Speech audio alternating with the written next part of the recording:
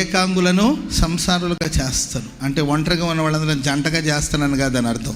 కుటుంబ వ్యవస్థలో ఉన్న సమస్యలన్నీ తొలగించి, కుటుంబాల్లో ఉన్నా కూడా కొంతమంది ఒంటరిగా తిరుగుతూ ఉంటారు, సమాధానం లేని పరిస్థితుల్లో సాగిపోతుంటారు. అలా ఏకాంగులుగా ఉన్న వాళ్ళందరినీ ఒక ఐక్యంగా, ఒక కుటుంబ వ్యవస్థను దేవుడు సరిచేస్తాడు, ఆశీర్వదిస్తాడు. విడివిడిగా ఉన్న వాళ్ళని, చెదిరిపోయిన వాళ్ళని, చెదరగొట్టబడిన వాళ్ళని ఐక్యతను దేవుడు ప్రసాదిస్తాడు. ఏకాంగులను సంసారులుగా, సంసారం అంటే కలిసి నివసించే అనుభవం. సంఘాల్లో కూడా కొంతమంది వీళ్ళంటే వాళ్ళకు పడదు, వాళ్ళంటే వీళ్ళకి పడదు. ఆ ఇళ్ళలో అడుగు పెడితే అత్త అంటే కోడలకు పడదు, కోడలంటే అత్తకు పడదు. కోడలతో మాట్లాడుతుంటే అత్త ఉరుమురు చూస్తుంటుంది, ఏందా ఆ పిల్లతో అంతసేపు మాట్లాడుతున్నావు, అమ్మ ఏదో చెప్తుందంటే ఇంకేం చెప్తుంది, నా గురించి చెప్తుంటుంది. కోడలు అటుపోయింది అనుకోండి, అత్త మాట్లాడుతుంది అనుకోండి, మరలా కోడలు వచ్చేసి అంటది, ఏందన్నయ్య అంతసేపు మాట్లాడుతున్నావు ముసలిదాంతో. అర్థమైందండి? ఏమంటే ఆమెకు పడదు, ఆమంటే ఏమకు పడదు. భార్య అంటే భర్తకు పడదు, భర్త అంటే భార్యకు పడదు. Praise the Lord. ఒక తల్లి నాతో ఇలా అనేదండి, మా ఆయన మంచోడు కాదండి, మంచోడు కాదు, అయ్యో దుర్మార్గుడండి, పరమ పాపిష్టుడండి, అన్ని రోత పనులండి, అసలు మంచి మర్యాద తెలియదండి. ఎప్పుడు ఇలాగే చెప్పేదండి, ఏ రోజు భర్త గురించి మంచి మాటలు చెప్పేది కాదు. ఓ రోజు అనుకోకుండా నేను ఆ ప్రాంతాల్లో వెళుతున్నప్పుడు సడన్గా వాళ్ళు గుర్తుకొచ్చి వాళ్ళ ఇంటికి ప్రార్థన చేద్దామని వెళ్ళాను. ఆ తల్లి లేరు. నాకు వెళ్ళాలంటే భయం వేసింది, ఎందుకంటే ఆయన మంచోడు కాదండి, దుర్మార్గుడు, పాపాత్ముడు, ఏంటండి పాపిష్టుడు, కోపిష్టుడు, ఇక చాలా అంటూ ఉంటుంది. సరే మరి ఎందుకు ఆ కోపిష్టుడితో మనకెందుకు పని అనుకున్నాను. అంతలోపల ఆయన నన్ను చూసి గుర్తుపట్టాడు. ఆయన చర్చికి రాడు, నన్ను చూసి గుర్తుపట్టాడు. అబ్రహ్మ గారండి వందనాలండి అన్నాడు.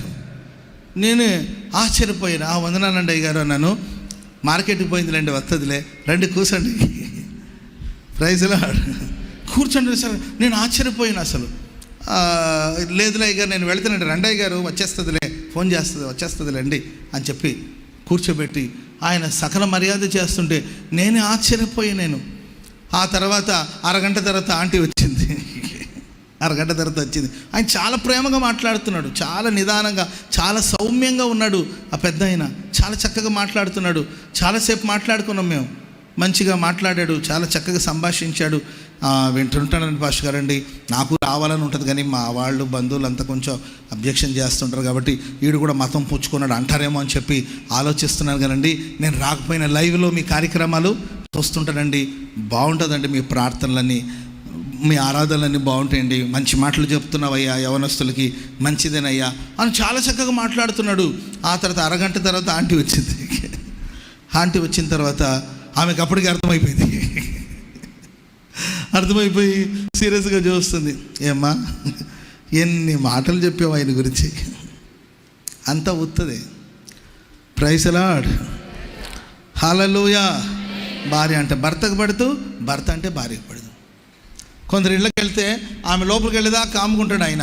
లోపలికి వెళ్తే పాస్టర్ గారండి పెద్ద భక్తురాలు అనుకుంటున్నావేమో, మామూలు ఇది కాదు, భూమికి 3 అడుగులే ఉంటుంది కానీ మామూలు ఇది కాదు, ఒళ్ళంతా తెలివితే అట్లా ఉంటుంది.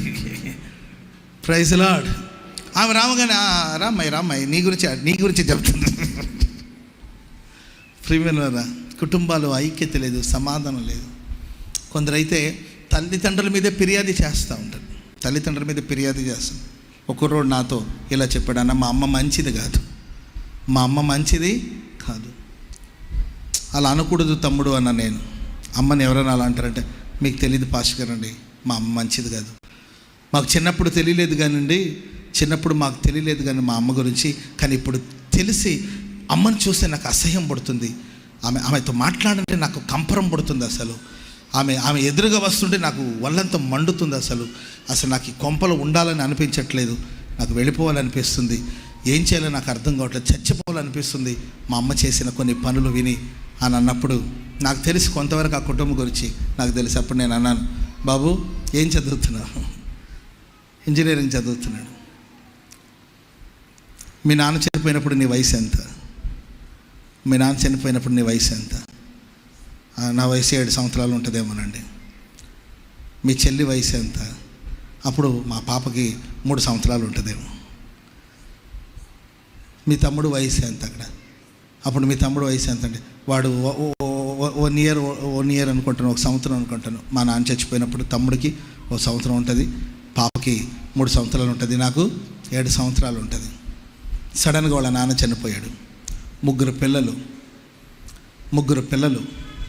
నేను తప్పుని సమర్థించట్లేదండి, పాపాన్ని ఇక్కడ సమర్థించట్లేదు. ఆ 3 పిల్లల్ని పెంచి పెద్ద చేయడానికి కోసం ఆమె ఎన్ని కష్టాలు పడి ఉంటుందో.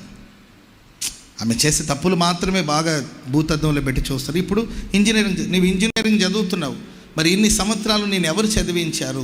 నీ పోషణ ఏంటి? నీ అవసరాలు ఎవరు తీర్చారు? మీ చెల్లిని ఎవరు చదివించారు? చిన్న తమ్ముడిని ఎవరు చదివించారు? మిమ్మల్ని చదివించడానికి కోసం ఆ తల్లి ఏ పని చేసిందో మీకు తెలుసా? ఆమె ఏ పరిస్థితులు గుండా సాగిపోయిందో మీకు తెలుసా? ఇవన్నీ మీకు తెలియదు. కానీ ఒకటి మాత్రం తెలుసు, మా అమ్మ ఏదో ఘోరమైన పాపాలు చేసింది, అవి మాకు ఇప్పుడు తెలిసింది, ఇప్పటివరకు మాకు తెలియలా, ఇప్పుడిప్పుడే మాకు తెలుస్తుంది. సో కాబట్టి మాకు అసహ్యం పుడుతుంది. అంటే నీకు ఆ 7 ఏళ్ల వయసున్నప్పుడే అసహ్యం పుట్టాల్సింది. కాబట్టి ప్రియమైన వాళ్ళరా, అంటే నేను ఇక్కడ తప్పును సమర్థించట్లా, మీరు దీన్ని అర్థం చేసుకోవాలి. అంటే ఇలాంటి పనులు చేసే పిల్లల్ని పోషించాలని ప్రశ్నించే వాళ్ళు ఉంటారు. ఏమో ఆమె పరిస్థితి ఆ రోజు అలా ఉంది. తెలిసి అలాంటి ఒక ఘోరమైన పనిలో, అలాంటి నీచమైన పనిలో పడాలని ఎవరికి ఆశ ఉండదు, ఆసక్తి ఉండదు.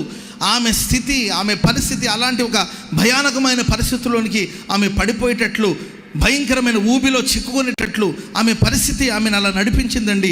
ఎక్కడ నా పిల్లలకి నేను చేసే ఈ పని తెలిసి నన్ను అసహించుకుంటారని భయపడుతూనే ఉందండి. ఆ రోజు రానే వచ్చింది. అప్పుడు నేను ఆ తమ్ముడికి చెప్పాను, ఈ మాట ఇంకెవరన్నా పర్వాలేదు కానీ మీరు అనకూడదు ఆ మాట. స్తోత్రం చెప్పండి గట్టిగా. ఇంకెవరన్నా అంటే పర్వాలేదురా, నీవు ఆ మాట అనకూడదు.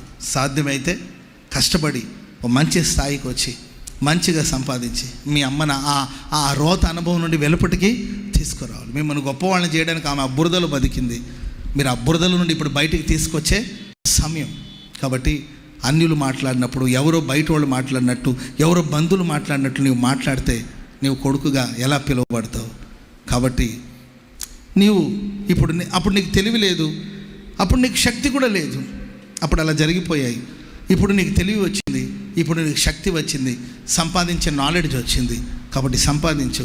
అమ్మను ఎలాగలాగా ఆ బురదలో నుండి బయటికి తీసుకొచ్చి ఆమెను జాగ్రత్తగా కాచుకునే సమయం ఇది అని ఆయనకి చెప్తే ఆ అబ్బాయి కళ్ళలో నీళ్లు పెట్టుకుని, నిజమే అన్నయ్య, నేను ఈ రూట్లో నేను ఎప్పుడు ఆలోచించలేదు అన్నయ్య, నన్ను క్షమించండి అన్నాడు. ప్రియమైన వలన మనం ఆరాధించే దేవుడు ఏకాంగులను సంసారులుగా చేస్తాడంటే కుటుంబ వ్యవస్థలు ఎవరి దారి వాళ్ళది, ఎవరి బ్రతుకు వాళ్ళది, ఒకరంటే ఒకరికి మంచి అభిప్రాయం లేకుండా చెదిరిపోతున్న వాళ్ళందరినీ పరిశుద్ధాలయం అందున దేవుడు ఒక పరిశుద్ధ కుటుంబంగా కడతాడు. చెప్పలు కూడా మొదలు గట్టిగా హల్లెలూయా చెప్పండి, గట్టిగా హల్లెలూయా. ఈ ప్రశస్త రాత్రి మీ కుటుంబాన్ని దేవుడు ఆశీర్వదించునుగాక. మీ కుటుంబాలలో ఐక్యతను దేవుడు దయచేయునుగాక. మీ కుటుంబాల దేవుడు సమాధానం దయచేయునుగాక.